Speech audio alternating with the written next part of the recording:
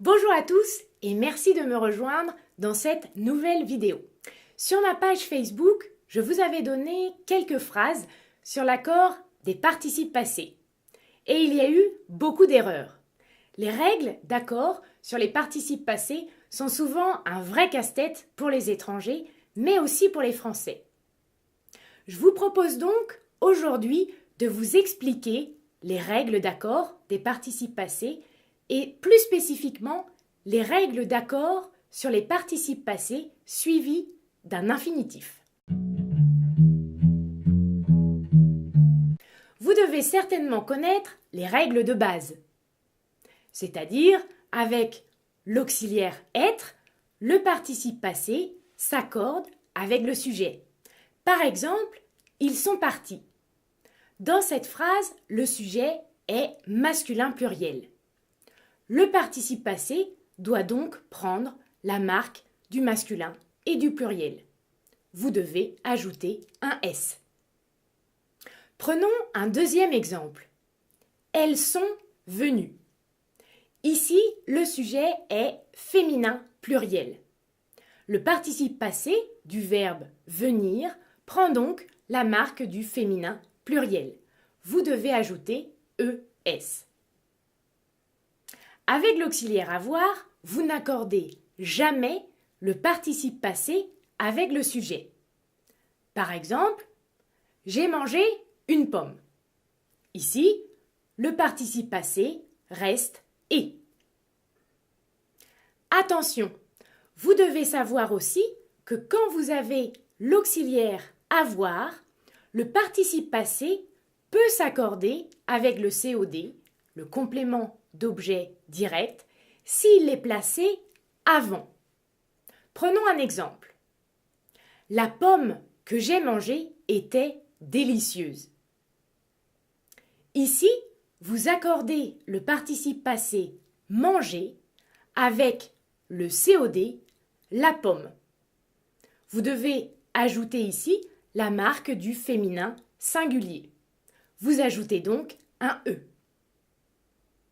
Autrement dit, pour accorder un participe passé, vous devez savoir identifier le COD, le complément d'objet direct.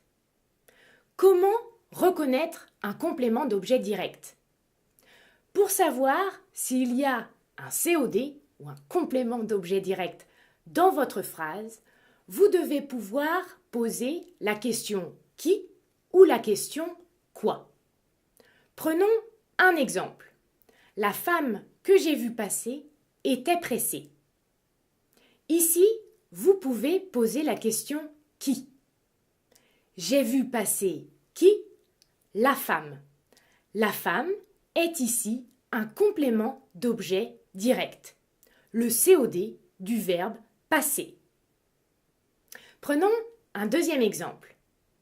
Je suis sortie de la maison. Dans cette phrase, vous ne pouvez pas poser la question qui ni la question quoi. Vous allez devoir poser un autre type de question. Ici, je suis sortie d'où? De la maison.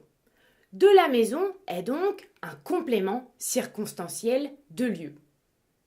Autrement dit, quand vous avez une préposition après votre verbe, après le participe passé, vous n'avez pas de complément d'objet direct.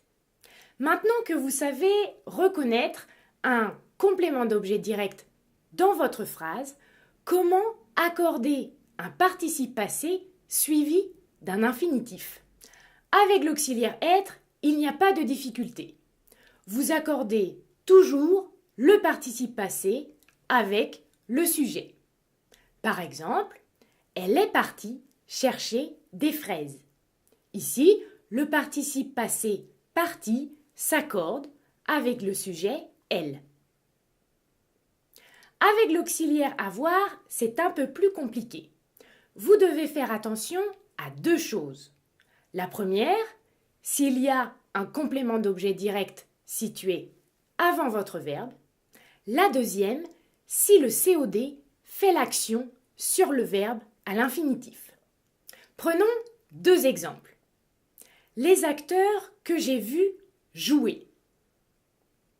Ici, le participe passé du verbe voir va s'accorder avec le COD les acteurs, car ce COD fait l'action du verbe jouer. Ce sont les acteurs qui jouent. Autrement dit, le COD fait l'action sur le verbe à l'infinitif. On accorde le participe passé. Prenons maintenant un deuxième exemple. La pièce que j'ai vue jouer était fantastique. Dans cette phrase, le participe passé, vu, ne s'accorde pas avec le COD la pièce, puisque ce COD ne fait pas l'action sur le verbe à l'infinitif. Une pièce est jouée par quelqu'un. Autrement dit, le COD subit l'action du verbe à l'infinitif. Vous ne devez pas accorder le participe passé. Pour résumer, vous devez accorder le participe passé si le COD situé avant fait l'action sur le verbe à l'infinitif. Vous n'accordez pas le participe passé si le COD subit l'action du verbe à l'infinitif. Attention, il y a une dernière chose à savoir. Si vous avez le participe passé du verbe faire dans votre phrase suivi d'un infinitif, le participe passé du verbe faire restera invariable. Prenons un exemple. Les filles se sont fait gronder par leur père. Ici, fait reste invariable. Par contre, si ce participe passé n'est pas suivi d'un infinitif, il suit les règles habituelles de l'accord des participes passés. Prenons un exemple. Je retiens les leçons des erreurs que j'ai faites. Ici, le participe passé fait s'accorde avec le COD placé devant. Autrement dit, des erreurs. Féminin, pluriel. Le participe passé aura alors la marque du féminin et du pluriel. C'est vrai que les règles sur l'accord des participes passés ne sont pas très simples en français. Je vous conseille donc de regarder plusieurs fois cette vidéo pour bien comprendre chaque règle. Si vous avez encore des doutes ou des questions, n'hésitez pas à les poser dans la partie commentaires ou alors sur la page Facebook. Merci encore d'avoir suivi cette vidéo et à très bientôt.